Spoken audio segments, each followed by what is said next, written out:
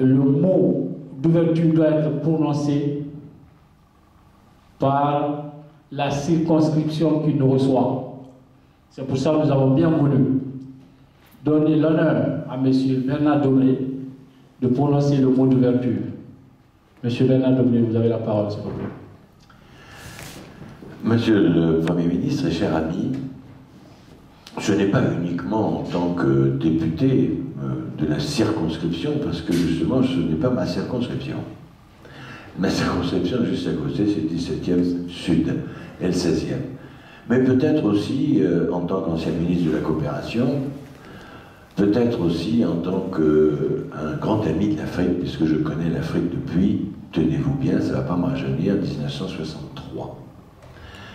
En 1963, je suis allé faire j'étais très jeune, mais mon père ayant été Premier ministre, il avait une fibre africaine particuliire, et donc j'étais allé faire un tour d'Afrique pour la première fois en 1963. Puis après, j'ai été chirurgien à Abidjan. Après, j'ai opéré un certain nombre de chefs d'État, dont le président Houphouët-Boigny du Côte d'Ivoire, et puis d'autres, dont je tairai le nom parce qu'il y a le secret médical. Je connais un peu la Guinée, et je connais aussi M. Kouyaté pour l'avoir rencontré chez une personnalité illustre qui était Boutros Boutros-Ghali. Nous étions tous les deux, avec son épouse et la mienne, et j'ai toujours été très intéressé par l'évolution de la Guinée.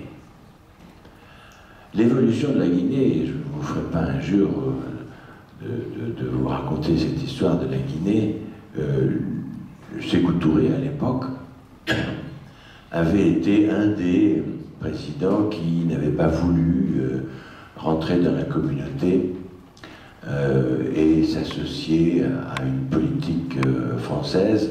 Mon père alors était Premier ministre avec le général de Gaulle. Et je ne peux pas revenir sur cette histoire, mais la Guinée, et tout le monde en parlait à l'époque, était et est toujours un des pays les plus riches d'Afrique. C'est un des pays qui, au point de vue agricole, au point de vue minier, au point de vue, tous les points de vue possibles, est un pays extrêmement riche. Et la Guinée a traversé un certain nombre d'épisodes difficiles. Le Premier ministre Lansana Kouyaté a été le Premier ministre de transition, d'union. Et actuellement encore, la Guinée n'est pas un pays d'une très grande stabilité. Et beaucoup, ici, bien que je ne devrais pas le dire, mettent les espoirs en M. Lansana Kouyaté pour les élections futures, pour essayer de faire en sorte qu'à la tête de la Guinée arrive un président qui soit un président d'expérience, un président qui connaisse son pays et qui puisse apporter une stabilité à ce pays.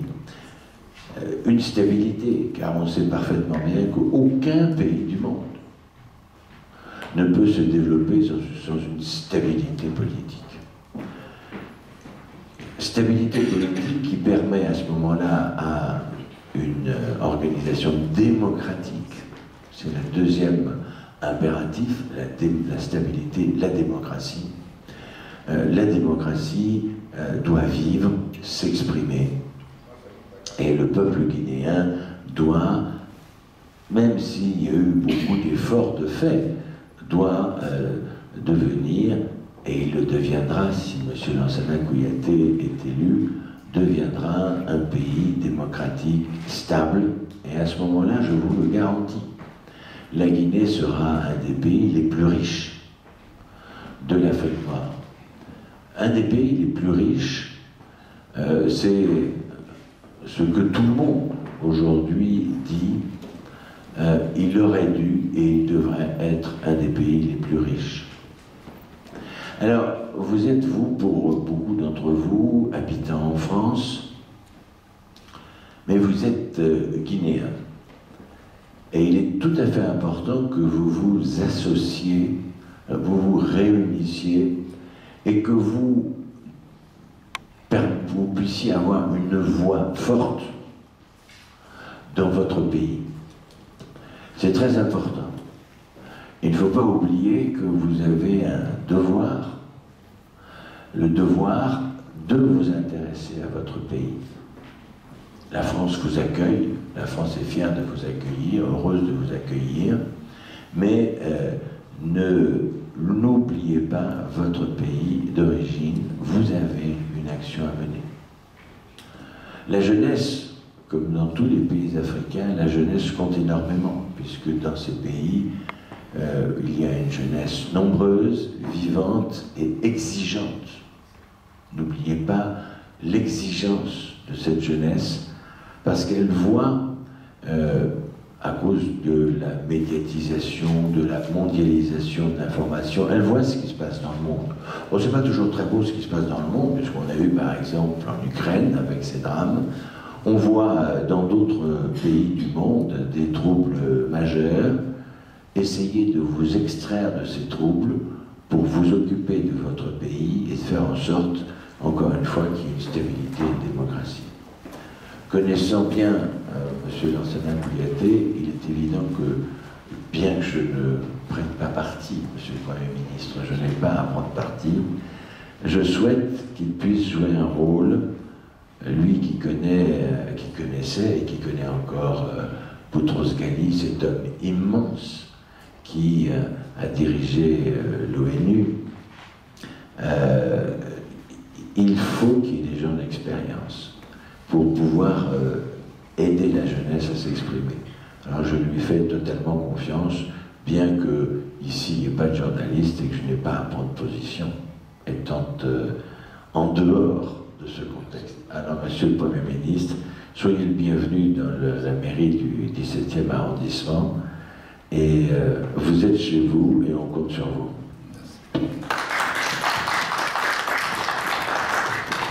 Merci beaucoup, honorable Bernard Debré. Alors, avant de donner la parole au conférencier pour ouvrir le débat, en organisant cette conférence, les organisateurs ont bien voulu porter le choix sur un des leurs, je vous l'ai dit à l'entame, pour être porte-parole des organisateurs. Alors, on va tout à l'heure lui donner la parole pour le discours de bienvenue. Monsieur Almamin Kaloko. Merci.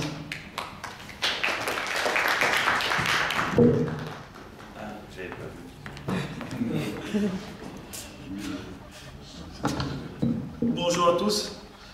Monsieur le Président Kouyaté, honorable professeur Debré, chers invités, mesdames, messieurs, chers amis jeunes, je voudrais tout d'abord remercier Madame Brigitte Kuster, maire du 17e, et l'ensemble de ses collaborateurs pour la mise à disposition de cette salle pour notre conférence de cet après-midi. Je voudrais aussi remercier le professeur Debré, qui est aussi le parrain de notre groupe, pour sa présence parmi nous, malgré son agenda très chargé. Merci, monsieur le professeur. Il est de tradition au sein de notre organisation de recevoir les personnalités politiques, quelle que soit leur appartenance, pour débattre des sujets majeurs pour notre pays. Aujourd'hui, nous recevons le président Kouyaté sur le thème problématique de la jeunesse guinéenne, défis et perspectives. Nous le remercions d'avoir accepté notre invitation.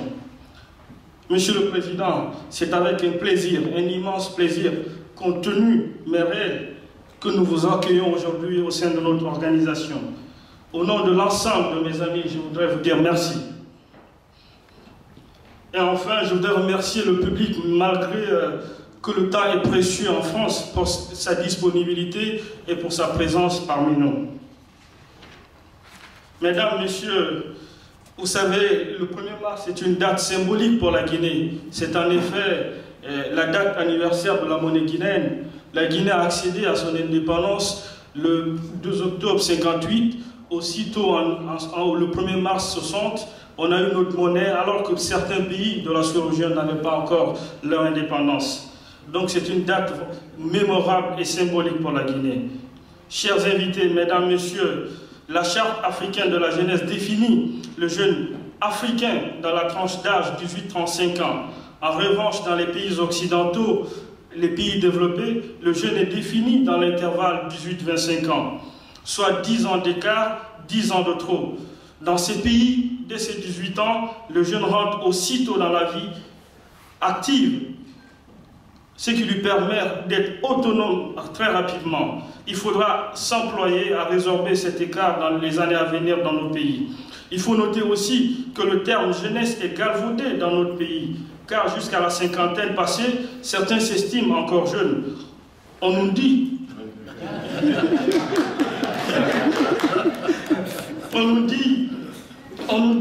que c'est plus un état d'esprit que toute autre chose en Guinée.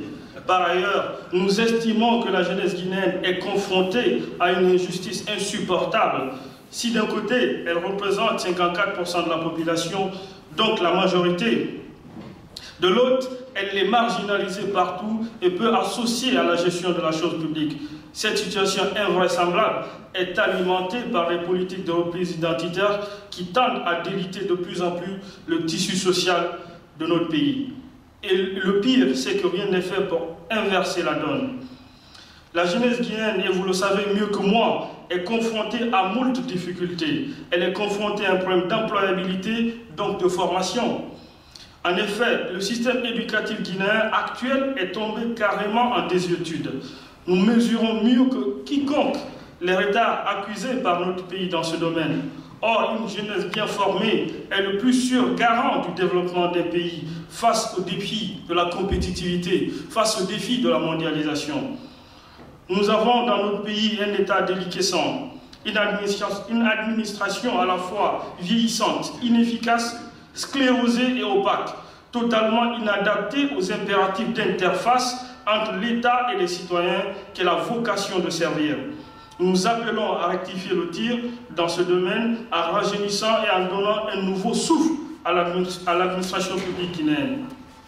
Il faudra aussi impliquer, j'allais dire favoriser, le retour de l'intelligentsia jeune en Guinée, pour non seulement éviter la fuite des cerveaux, mais aussi pour qu'ensemble, avec les jeunes de Guinée, ils participent à la construction d'une nouvelle Guinée. La couche juvénile n'est pas exempte de problèmes, mais la fragilisation de la nation par le spectre grandissant de l'ethnocentrisme est le plus grand danger qui guette la jeunesse guinéenne. C'est pourquoi je voudrais lancer ici un appel à la jeunesse guinéenne. Je voudrais lancer ici un appel à l'unité entre les jeunes Guinéens de France et les jeunes Guinéens de Guinée. C'est la condition sine qua non et indispensable de tout développement dans notre pays. Ne vous trompez pas. Chers amis, le règne par dichotomie est un non-sens et ne peut mener que vers l'impasse. Je vous rappelle donc à la raison, à l'unité et au sens élevé des responsabilités. Loin d'être dans un optimisme béat, je crois profondément que seule la jeunesse guinéenne est capable de sortir ce pays de son enchevêtrement de problèmes, de l'ornière, de sa léthargie profonde, de ses atermoiements et finalement de ses clivages ethnico-politiques. L'espoir est permis car, en définitive, nous ne désespérons pas de voir dans un proche avenir une Guinée émergente et prospère avec sa jeunesse. Il ne s'agit pas là d'un conflit générationnel, car nous avons besoin de tous pour travailler de manière concomitante. Nous avons besoin de l'expérience des uns et du dynamisme des autres. C'est la cohabitation de ces deux composantes qui nous mènera vers le mieux-être. Force est, en dépit des réalités que je viens de citer, la presque totalité des leaders politiques guinéens passent par la jeunesse pour atteindre son objectif, ce qui nous amène au constat que la jeunesse guinéenne est chosifiée pour des fins à très court terme. Nous lançons un appel pressant aux jeunes Guinéens de tous bords politiques à changer de paradigme et conquérir le pouvoir par elle et pour elle. Cela n'est pas un vain mot car elle constitue la majorité de la population. Il suffit d'être unis pour qu'elle impose sa loi.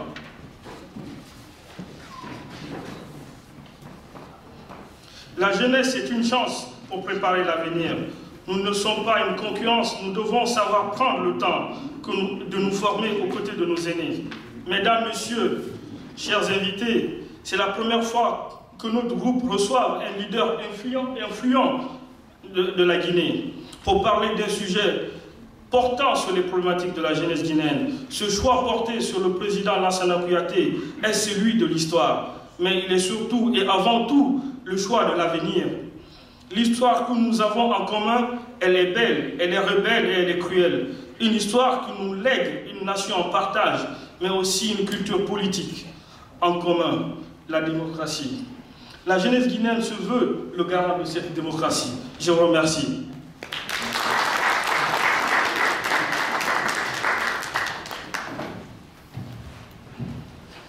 Merci. C'était là le discours de bienvenue du porte-parole des organisateurs. Alors nous allons directement passer la parole au président Kouyaté pour le débat. Alors, le débat va être engagé pour 1 heure et après on va passer aux séries de questions-réponses. Monsieur le Président, vous avez la parole. Monsieur Bernard Debré, vous avez été bien modeste parce que j'avais l'embarras de choisir le titre à vous accorder. Monsieur le ministre, monsieur le député, monsieur le maire, bientôt. Ah non, je ne suis pas maire. Non, je suis avec Brigitte.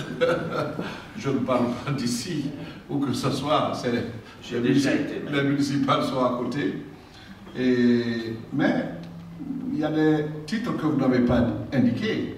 Vous êtes membre du Conseil consultatif national d'éthique, ce qui est quand même très important.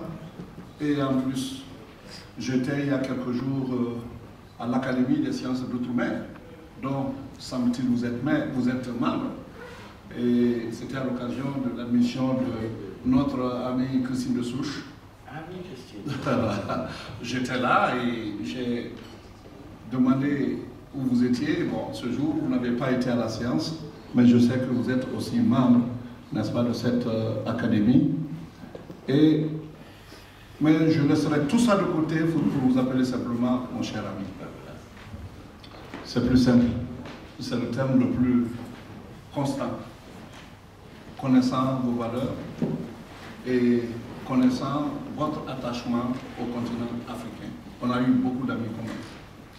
Vous n'avez pas cité les noms par respect pour la déontologie. Je ne citerai pas leurs noms. Mais il n'y avait pas, quand j'arrivais chez certains chefs d'État, il n'y avait pas un seul jour où nous nous parlions de vous. Alors, je voudrais vous remercier très sincèrement pour avoir honoré de votre participation cette réunion. Je voudrais remercier la circonscription du 17e arrondissement. Si je suis venu aussitôt qu'on m'a dit de venir, c'est parce que mon appartement est à 2 pas d'ici, dans le 8e. C'est-à-dire que géographiquement, nous partageons le voisinage, et pour un Africain comme moi, cela est absolument important, le voisinage. Je voudrais remercier les organisateurs de cette réunion. M. Souma a dit conférence débat, c'est un bien grand mot. Il s'agit d'une causerie autour d'un sujet sur lequel tout le monde peut avoir ses opinions. Conférence débat, c'est un bien grand mot parce que j'avais voulu vraiment dans la convivialité avoir plutôt une rencontre libre pour discuter d'un sujet qui nous importe. Telles étaient mes intentions, mais telles l'ont suggéré aussi, je dois l'avouer, vos petites difficultés de coordination, ce que je trouve pas regrettable, ça doit arriver dans toute organisation, mais il faut toujours avoir la force de circonscrire pour être attaché à ce qui nous unit, c'est-à-dire la question de l'emploi jeune, la question de votre retour bonifiant dans notre pays. Après ce préambule, je vais donc prendre pêle-mêle. La Guinée est un pays riche. j'ajouterai potentiellement. Parce que on ne peut pas avoir tout ce qu'on a comme ressources naturelles. L'eau d'abord. Pourquoi je commence par l'eau? Parce que l'eau sera dans les années à venir des sources de conflit. Si on doit craindre quelque chose, il y a des choses qui se passent aujourd'hui dans d'autres mondes, le monde asiatique, où l'eau est l'enjeu. La Guinée ne connaît pas ça pour l'instant. 173 000 milliards de mètres cubes d'eau de nappe phréatique. Puisez à 10 mètres, vous avez déjà l'eau. Allez dans les pays un peu plus au nord d'Afrique, il faut aller jusqu'à 200 mètres pour rencontrer l'eau. L'eau de ruissellement, l'eau à la surface, c'est près de 200 000 milliards. Mais toutes les pluies qui tombent sur la Guinée, où vont-elles? Perdues, quasiment. Sinon que pour nourrir la nappe phréatique qui est là.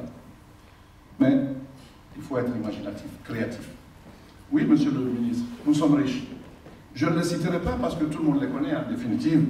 Je les cite avec peine si je dois le faire, parce que ça devient comme une sorte d'insulte à notre intelligence. Comment on peut avoir un tel potentiel et être au niveau où nous sommes? Voilà la question. Pour moi, il n'y a pas deux mesures. Le leadership doit être éclairé, prendre les décisions courageuses qu'il faut, transcender, n'est-ce pas, tout ce qui est subjectif, pour voir concrètement comment donner plus d'espoir à vous les jeunes. Ne parlons pas de la Guinée comme s'il s'agissait d'un phénomène surnaturel. Ce n'est ni le volcan, ni le tremblement de terre, ni un tsunami. Ce sont des problèmes qui ont été créés par des hommes et les hommes peuvent avoir la capacité de les résoudre. Si c'était surnaturel, alors laissons ça au surnaturel. Mais je sais que ce n'est pas surnaturel. La question de l'emploi jeune, ça s'est toujours posé. J'ai assisté à beaucoup de réunions en Afrique et j'aimerais toujours mes propos d'anecdotes. Et ce qui me vient immédiatement à l'idée, c'était la réunion convoquée à Johannesburg, où j'ai eu à représenter le secrétaire général de la francophonie. Et au début de la séance, le président Thabo Mbeki était très heureux, il était le président à l'époque. On a fait venir un jeune de 14-15 ans qui s'est mis à réciter, à lire le document qu'ils avaient préparé les jeunes. C'était à l'adresse des chefs d'État. C'était une sorte de philippique pour pouvoir amener les États à prendre leurs responsabilités. Et c'était tellement bien lu, tellement bien écrit, que je voyais des complaintes dans la salle avec des expressions qui faisaient pitié.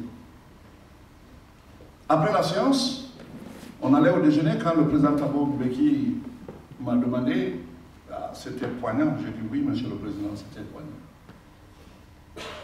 Ça faisait vraiment pitié, j'ai dit oui monsieur le président, ça faisait pitié. Mais c'est à la limite de l'exhibitionnisme.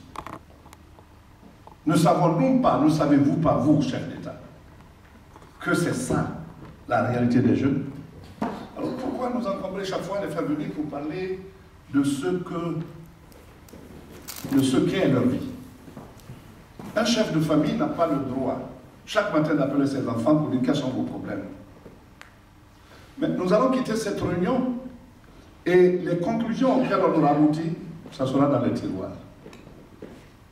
Pour moi, la question de la jeunesse doit être une question à aborder avec pragmatisme. C'est pourquoi dans les conférences, on a tendance à éviter la question, le sujet des solutions à ces problèmes. Et chaque fois que vous parlez, on raconte tout ce qu'il y a comme obstacle.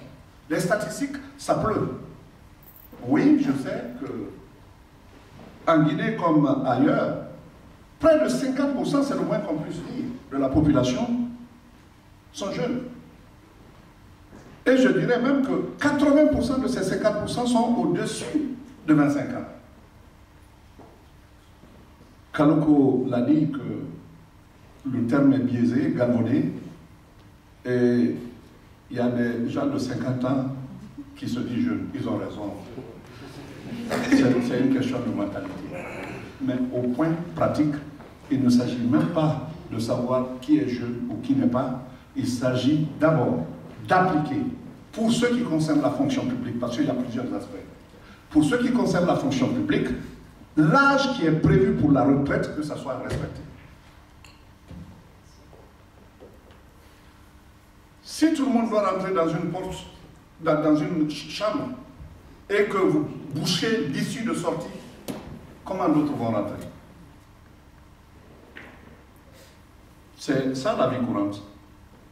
Dans cette salle, si tous ceux qui étaient venus ici, dans cette magnifique salle, monsieur le ministre et chers organisateurs, monsieur les conseillers de la circonscription du 17e, je vous remercie de nous avoir offert un si beau cadre. Mais si tous ceux qui étaient rentrés ici avant nous n'en étaient pas sortis, nous ne serions pas là aujourd'hui. Il en est ainsi de la jeunesse. Je ne vous le cacherai pas. Il y a de très fortes réticences d'abord à ceux qui ont travaillé des années et des années, loyalement peut-être, de quitter. Pourquoi? Parce que jusqu'à 50 ans, jusqu'à 60 ans, ils se demandent encore quel sera mon avenir.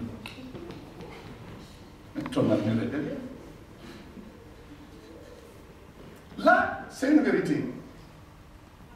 Ce qu'on n'a pas pu bâtir durant 35 ans de service, 40 ans pour certains, ce qu'on n'a pas pu faire pendant ce temps, ce n'est pas en négociant les petits reports qu'on va pouvoir les réunir. Avec la fonction publique, il y a ce problème. Mais si j'ai parlé du monde, pour le monde du septentrion, la question est peut-être conjoncturelle. Ça vient, ça passe. Mais encore, la question de l'emploi chez nous est une question structurelle. Vouloir la traiter de façon conjoncturelle, c'est fausser le débat. Parce que ça demande des réformes de structure. L'application des lois. Le code du travail guinéen, prenez-le, vous trouverez tout ce qu'il faut pour que la fonction publique au moins absorbe la jeunesse. Le thème que vous me suggérez, je le lis tel quel, problématique de la jeunesse guinéenne, défis et perspectives. La jeunesse guinéenne n'est pas un problème. Elle a un problème, mais elle n'est pas le problème. Il s'agit de la problématique de son emploi. Il s'agit de la problématique de son utilisation efficiente pour le développement de ce pays. La jeunesse, je ne prends pas stricto sensu, excusez-moi de vous le dire, mais la jeunesse ne peut pas être un problème. C'est un atout pour nous lorsque l'on sait que dans certains pays de ce monde, il y a vieillissement de la population. Ceux-là sont inquiets aujourd'hui. Mais comment ceux dont la population est majoritairement jeune et ceux dont la population est majoritairement vieille peuvent se plaindre au même moment? Ça veut dire que nous avons ceux qu'ils n'ont pas, mais nous ne voulons pas bonifier ce qu'on a. Et là est la question. Oui, il y a défi. Le défi à relever, c'est tout ce que l'on sait comme cause du sous-emploi ou du non-emploi de la jeunesse. Ce sont des défis à relever. Les perspectives, oui, il y en a. Il y en a parce que si nous respectons les lois, les règles, le code du travail, il y aura, si vous voulez, comme un glissement tout naturel et un renouvellement. Je ne m'exclus pas moi-même de ceux qui, aujourd'hui, ont ce problème en charge. Pourquoi j'ai abandonné, j'ai quitté la fonction publique? Après tant de temps à l'extérieur, quand je suis arrivé, on me dit ah, il faut repartir aux affaires étrangères. Je dis je n'en veux pas. Ce n'est pas le temps pour moi de me recycler dans une fonction publique où on a une jeunesse qui attend. Lorsque je suis devenu Premier ministre, j'ai trouvé que mes prédécesseurs avaient fait un recrutement, avaient essayé de faire un recrutement de jeunes cadres de la fonction publique qui veulent entrer. J'ai trouvé que le concours est fait, mais impossible de les recruter. Bon. En conseil de ministre, je demande pourquoi. Il me dit là, oui, là, ceux qui partent à la police, par exemple, là où on doit les recevoir, ce n'est pas fait, ce n'est pas prêt. Je dis, quand est-ce que ça sera prêt? Vous le savez? Vous faites, vous prenez des jeunes, vous leur faites faire des examens, sachant que là où ils doivent aller, ce n'est pas prêt. Les résultats sont avec vous, vous ne voulez pas publier, ce n'est pas parce que les lieux ne sont pas prêts. C'est parce que, encore, comme d'habitude, la corruption rentre, n'est-ce pas, dans le système de recrutement. Et c'est encore un des mots. Je préfère que le jeune sache qu'il a été admis, au lieu de s'asseoir et dire « je ne connais pas le résultat ». C'est le temps où on change tout, sous cap. Et c'est alors que j'ai instruit que les résultats soient publiés. Ça a été publié et ils ont été recrutés. C'est pas moi qui les ai recrutés. J'ai trouvé que c'était fait, mais on refusait de publier. Et c'était plus d'1 an et demi où l'examen avait été fait. Voilà des pratiques concrètes qui font que nous sommes dans la situation dans laquelle on est. La fonction publique est une chose, mais en définitive, en Guinée, ça ne représente pas plus de, disons, 3-4% de la population. Et l'autre secteur, le secteur privé. Tant que ce secteur privé n'aura pas son envol, soyez sûr que la fonction publique ne peut pas absorber la population jeune de notre pays. C'est impossible. Combien de générations sorties de l'université s'accumulent et chôment? C'est une bombe à retardement. Ce n'est même plus à retardement parce que tous ces mouvements qu'on voit aujourd'hui, aller brûler même dans l'enceinte d'un hôpital, c'était il y a quelques jours, ça procède de cela. Il n'y a pas 10 000 choses. Quand on est au chômage, on doit faire face à la frustration de ne pas travailler, on devient haineux et on devient marginal. Ça peut vous porter vers la drogue, vers le crime, vers tous ceux qui vous suggéreront de faire du mal. Voilà la vérité. Mais le secteur privé, parlons-en. Puisqu'il doit être le plus grand pourvoyeur, il y a eu un moment en Guinée où le plus grand pourvoyeur de l'État était l'armée. Est-ce sain? Oui, l'armée doit être renouvelée. Mais on recrutait au moment où les anciens de 39-45 étaient encore en fonction dans l'armée. Vous le savez très bien. La pyramide des grades totalement inversée. Dans le monde entier, c'est normalement 3 officiers, un officier, pardon, pour 3 soldats. Pour 7, je veux dire. En Guinée, c'était 1 pour 2. Et vous savez que vous avez eu des capitaines qui prenaient la sentinelle. Vous avez des capitaines de police, des colonels de police qui régulaient la circulation. L'armée mexicaine n'était rien à côté de la nôtre. C'est ça la vérité. Pour promouvoir le secteur privé, permettre à ce secteur privé de jouer l'emploi de nos jeunes, il n'y a pas de magie. Il faut simplement créer les conditions qui permettent l'investissement. La Guinée ne mentira pas là-haut. Dubaï dont on parle aujourd'hui. les Émirats de façon générale, pays de Bédouins, il y a 15 ans encore, ils étaient à quel niveau? J'ai discuté avec les plus hautes autorités des Émirats et surtout de Dubaï, Cheikh Maktoum. Le secret est venu d'où? Les jeunes qui ont été se former à la Sorbonne, à Oxford,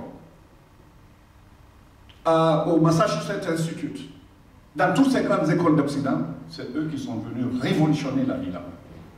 Ils ont eu un leadership qui a accepté, qui était contemporain aussi de son présent. Je vais vous dire, j'ai pris un avion des Émirats, je partais pour les Émirats et j'étais déjà ancien Premier ministre, mais le commandant a bien voulu venir me faire ses civilités. Mais auparavant, j'avais pris leur dépliant pour savoir combien d'avions, quel type d'avion ils ont. Et j'ai trouvé, après le défilé devant mes yeux de tous ceux qu'ils ont comme avion, je trouve qu'ils ont en commande 28 Airbus A380.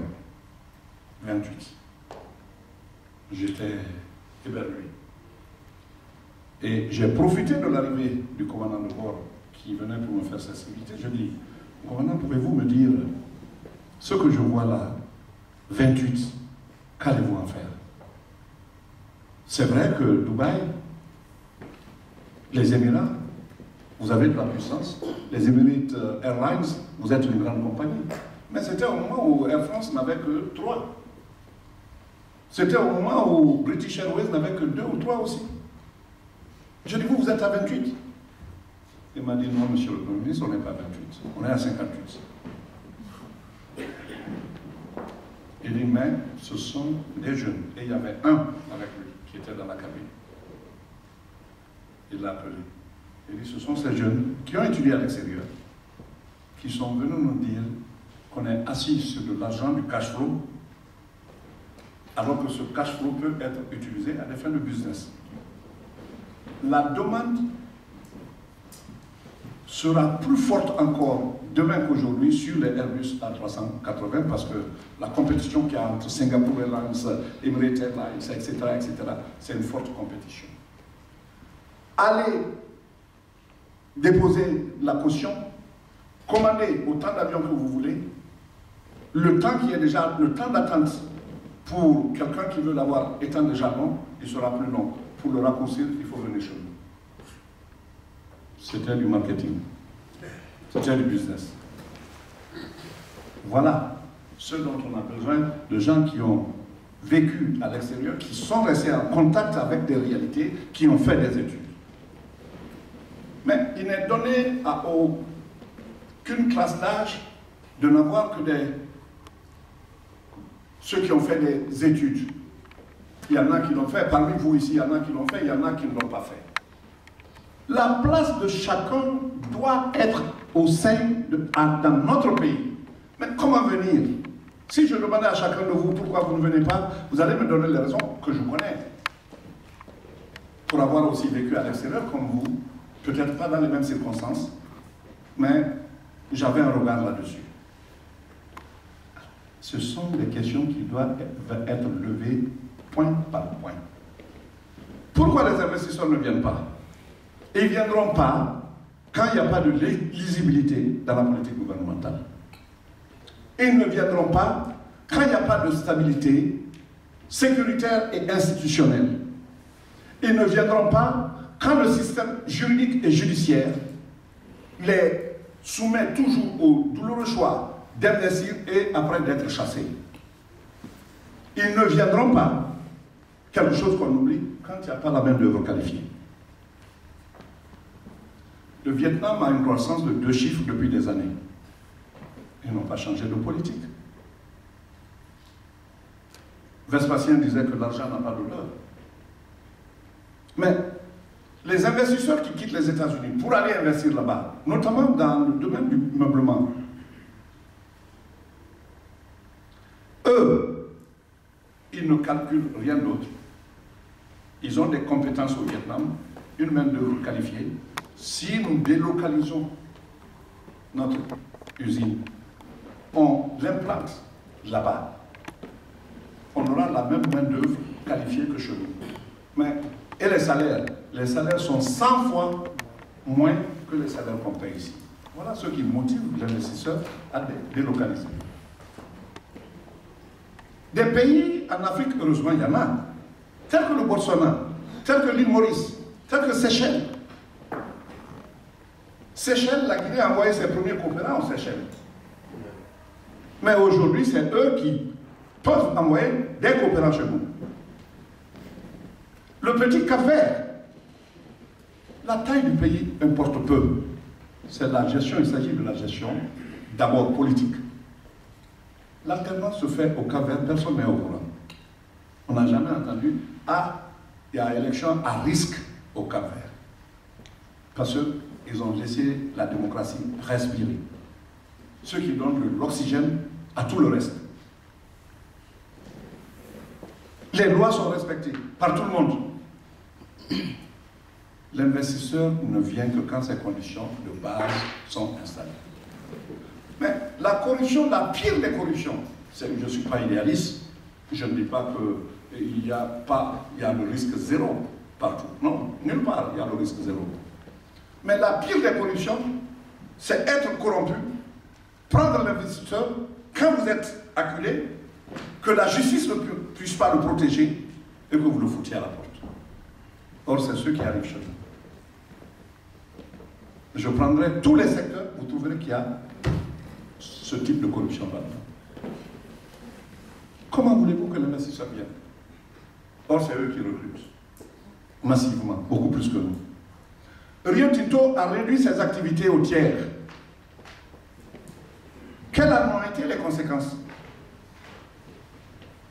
Les sociétés qui travaillaient en sous-traitance, telles que Vale, telles que Fluor, ont dû quitter.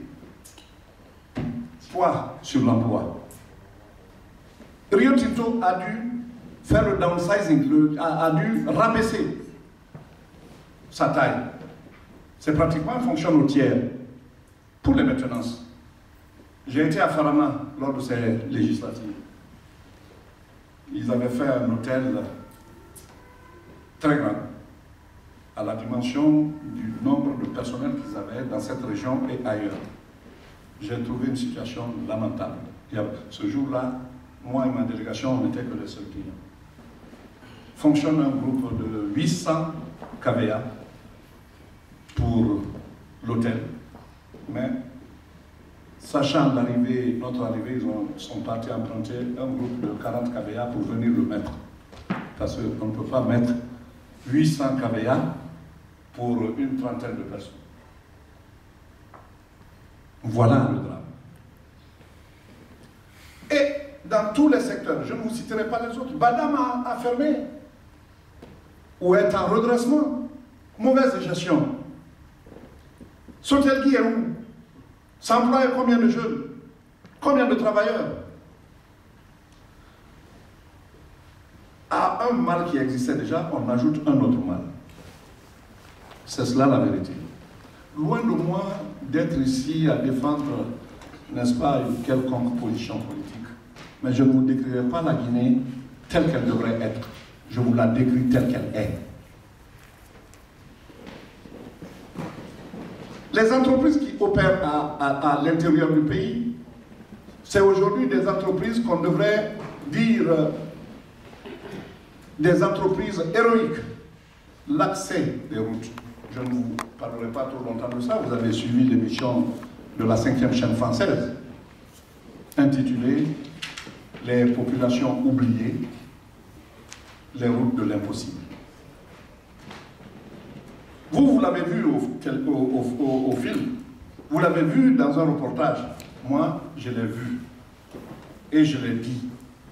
Je crois que c'était à Beylat. J'ai dit, je parlais du sous-développement, mais moi-même, j'étais loin d'imaginer que c'était comme ça. J'ai rencontré le sous-développement cette fois-ci. Beylat Kerouané, 101 km, nous avons fait 13 heures.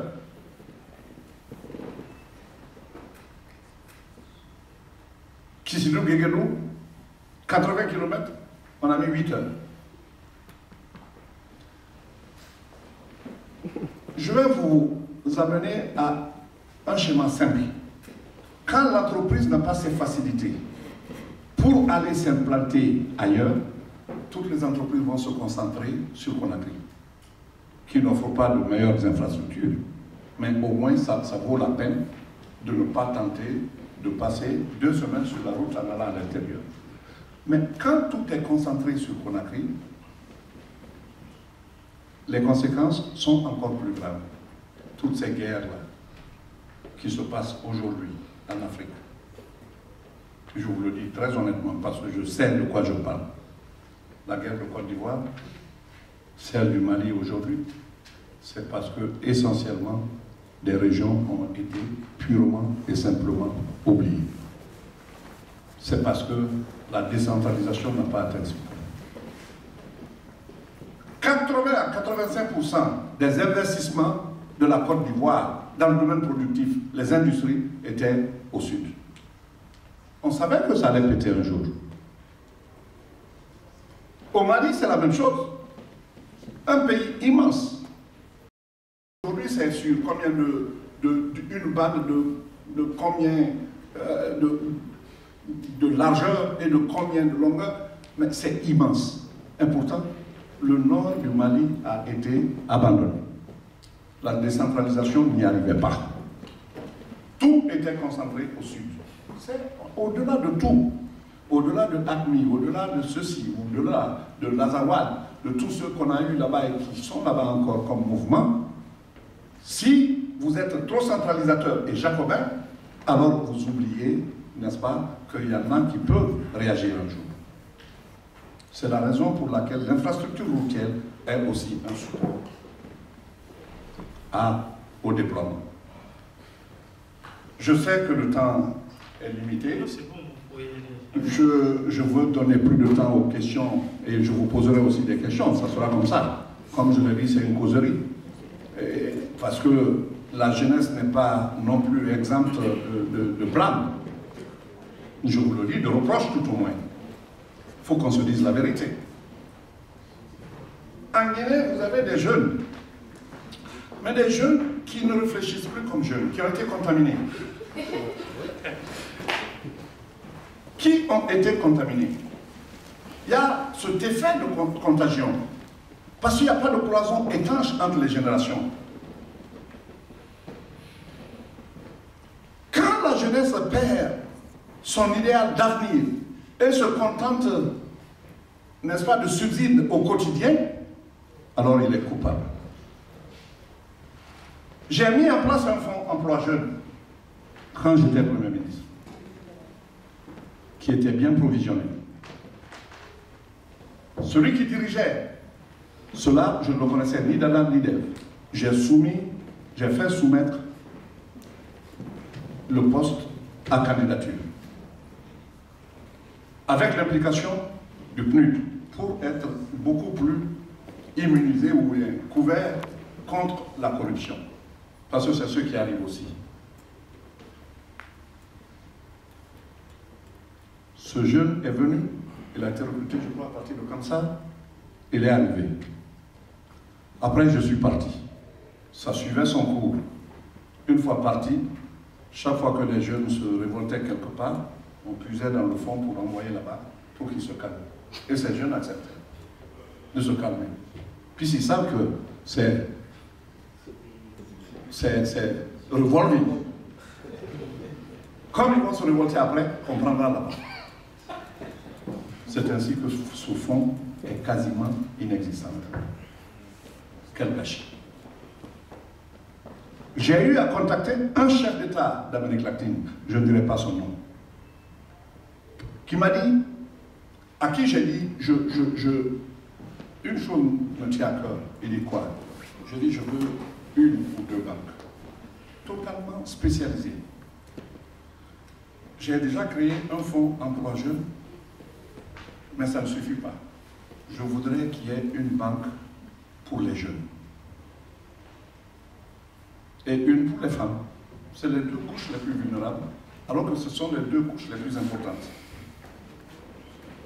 ce président qui était d'une certaine idéologie m'a dit oui, nous pouvons le faire facilement. À condition que les deux banques portent des noms qui soient les noms de nos héros. Je dis, vous voulez 5 noms de héros pour nous donner 5 banques, je suis prêt. Si c'est les noms de vos héros là, envoyez-les. Pour que ce que nous souhaitons soit fait. Malheureusement, le fonds emploi jeune qui était pour moi l'argumentaire d'abord, après mon départ, c'est totalement interrompu. Et ensuite, l'histoire a fait son cours et puis on est resté à ce stade. Quelles sont les solutions qu'il faut apporter? Ce sont des solutions qui doivent être volontaristes, beaucoup plus qu'idéologiques, beaucoup plus que phraséologiques. Le fonds emploi jeune, il faut le créer en lui accordant le maximum de provisions. Le secteur privé, il faut recenser tout ce qui fait obstacle à l'arrivée des investisseurs. Je suis arrivé ici, j'ai rencontré le patronat français, le MEDEF. C'était un jour où la salle était remplie. J'étais Premier ministre à l'époque, j'étais entouré de mes ministres. Le langage que j'ai tenu, monsieur le ministre, c'était un peu, ça sortait un peu de l'ordinaire parce qu'il s'attendait à ce que je vienne dire comment mon pays est attractif. Je n'aurais pas dit ça. Je leur ai dit, moi je ne suis pas venu pour vous dire que la Guinée, elle est belle, la Guinée, elle est riche, la Guinée, vous savez ça mieux que moi. Mais vous êtes conscient que les conditions ne sont pas réunies pour l'investissement. Moi, en tout cas, j'en suis conscient.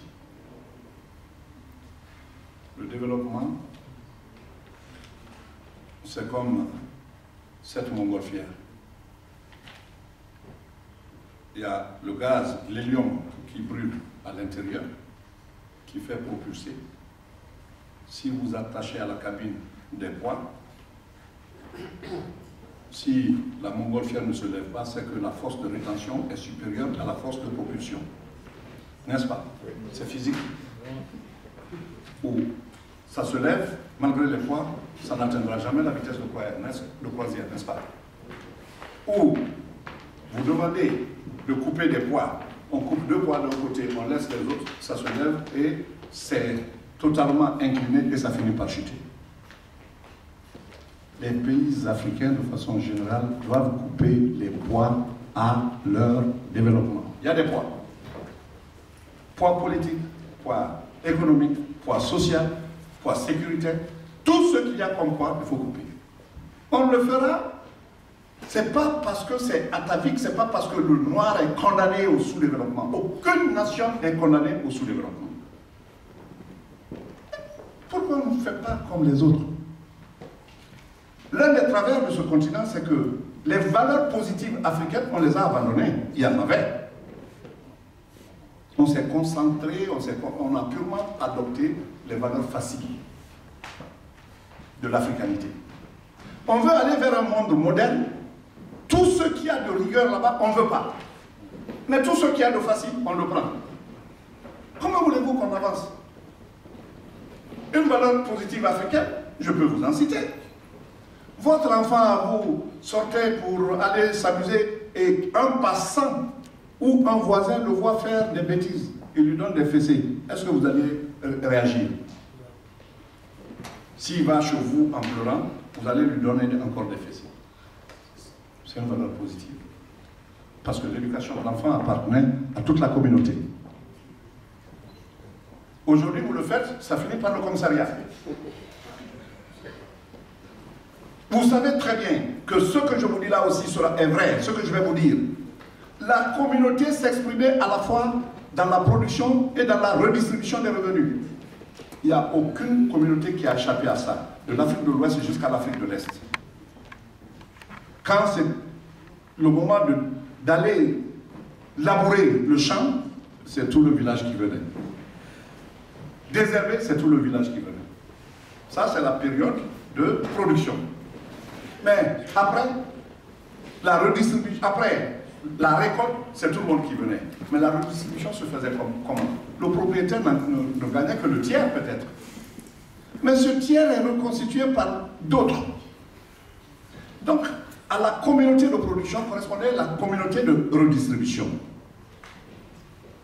Ça s'appelait chez les Malinké Kassa pour aller récolter, Kilé chez les Soussous. Chez les Peuls, je ne sais pas, mais ça devrait avoir un nom. C'est Kilé aussi. Kilé aussi. Pour aller ensemble récolter et partager. Mais aujourd'hui, quelle est la situation? Cela n'existe plus nulle part. Même dans nos villages. Mais par contre, la redistribution reste collective, communautaire. S'il y a un seul parmi vous qui gagne des revenus et qui ne les limite qu'à lui, femmes et enfants, levez le doigt. On distribue toujours à d'autres qui sont loin. Qui sont soit de la grande famille, soit un cousin, soit même à des inconnus qui sont dans le besoin. Cette solidarité est là pour combler les défaillances de l'État. La caisse de sécurité sociale. Vous savez très bien que quand on va dans nos villes, jusqu'ici dans nos villages, ce qu'on vous dit, on vous montre des ordonnances médicales. On ne revient pas à payer. Pourquoi l'autre jour, bon Dieu, l'enfant qui est mort à Donka, cela a entraîné cette effervescence, je dirais plus que l'effervescence, cette violence qui a abouti à la destruction d'une bonne partie, n'est-ce pas, de l'équipement. C'est parce que l'enfant qui était blessé est venu. Pour le soigner, on a demandé, je ne sais pas, 1 million 200, pardon, 2 millions. Il ne pouvait pas. Ses parents ne pouvaient pas. Et l'hôpital a dit non. On ne le fera que quand ils ont. L'enfant est mort. La réaction a été instantanée. La couverture sociale dont on parle en Guinée, vous entendrez, tel a été évacué au Maroc. Le Maroc même n'accepte plus nos évacués.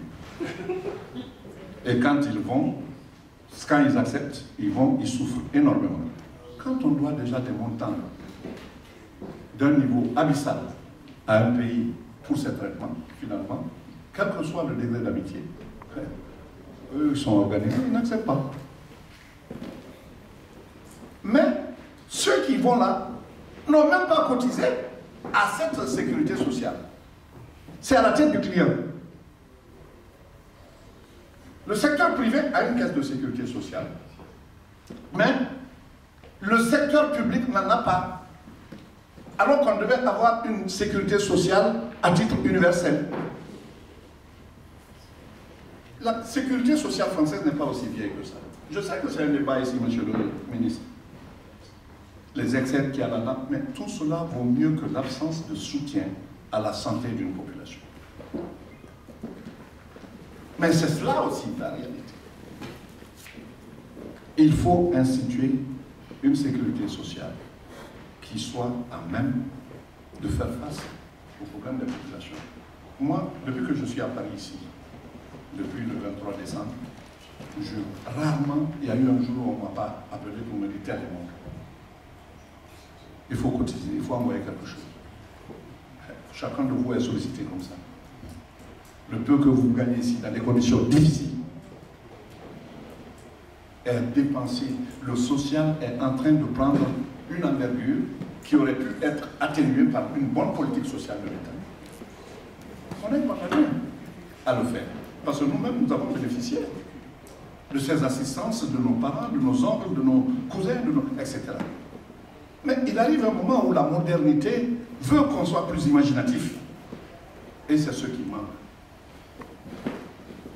Voilà encore un autre problème.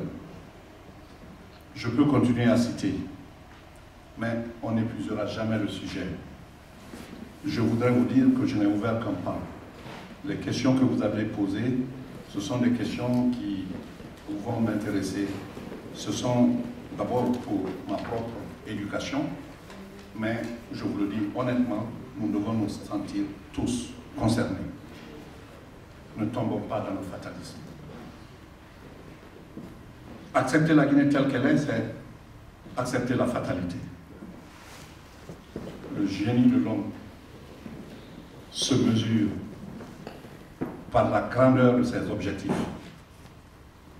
la petitesse de ses moyens, parfois, et l'immensité des résultats. Ce génie, nous devons l'avoir. Créateur, positif. Oubliez ces petits problèmes mesquins qui sont justement, qui viennent du sous-développement. Tel est de telle ethnie, tel est de telle ethnie, tel est de telle ethnie. À quoi ça nous sert? Si je demande à monsieur le ministre tout de suite de me dire qui est Soussou ici, qui est Malinké, qui est peu, il ne saura pas. Je vous le dis. Il ne saura pas. Il a fait l'Afrique. Il a déjà l'Afrique dans les doigts. Je parle quelques langues africaines. J'ai vécu en Afrique, non, mais... Mais reconnaître par le faciès est plutôt difficile. Ah oui. C'est difficile. Pourquoi nous nous battons pour ça? On a un défi. Écoutez, versons toutes les larmes du monde pour dire qu'on est discriminé, pour dire que le noir est marginalisé, pour dire ceci, pour dire cela, ça ne changera absolument rien. Quand on se développera, on sera respecté. Les Japonais, les Chinois, on ne les traite plus de jaunes, n'est-ce pas?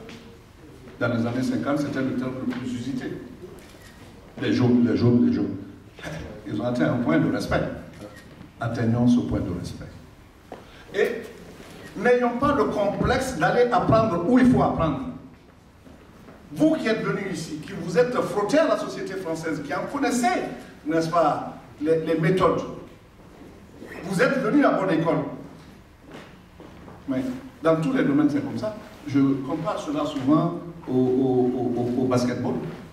La NBA américaine, il n'y avait pas match entre les États-Unis et l'Europe. Avant. Les Européens l'ont compris. Les Tony Parker ont été envoyés. On a envoyé beaucoup de basketteurs européens. Aujourd'hui, l'Europe bat l'Amérique. C'est ce qu'il faut. Parce que c'est un monde qui souffre, c'est vrai, mais on peut apprendre des autres. Tout comme je suis certain que le ministre ne me démentira pas, son séjour africain lui a permis de comprendre, d'être éduqué aussi, d'une certaine façon. On apprend toujours quand on voyage. Alors, chers amis, chers frères, c'est à ces efforts que je vous convie. La pression pour que le gouvernement, les gouvernements qui viennent, se consacrent à l'essentiel, sans entregroupe, pour que notre pays ait de l'espoir. C'est de la part de chacun de nous l'effort à fournir aussi. La plus grande victoire qu'un homme puisse avoir, c'est la victoire sur soi-même. Mandela, on l'a cité, on l'a chanté. Comme j'ai eu à réagir à sa mort, je dis d'abord, il a vaincu ses propres faiblesses. Quand on vainc ses propres faiblesses, alors on peut s'attaquer aux faiblesses des autres. Inutile de continuer à aller comme ça, comme les aveugles jetés dans l'arène. Nous devons avoir un cap. Je vais m'arrêter là parce qu'il est plus facile d'entrer dans un discours que d'en sortir. On peut répéter une fois, je vais m'arrêter là et on continue. Mais je ne veux pas, comme le disait un des grands Français, un discours n'a pas besoin d'être éternel pour être immortel. Encore que le mien, je ne prétends pas à l'immortalité de mes propos, mais je dis au moins que j'espère que vous m'avez compris et je vous remercie. Merci au président Kouyaté pour sa brillante prestation et merci au public pour sa patience. Rendez-vous très prochainement pour nos prochaines activités. Merci beaucoup.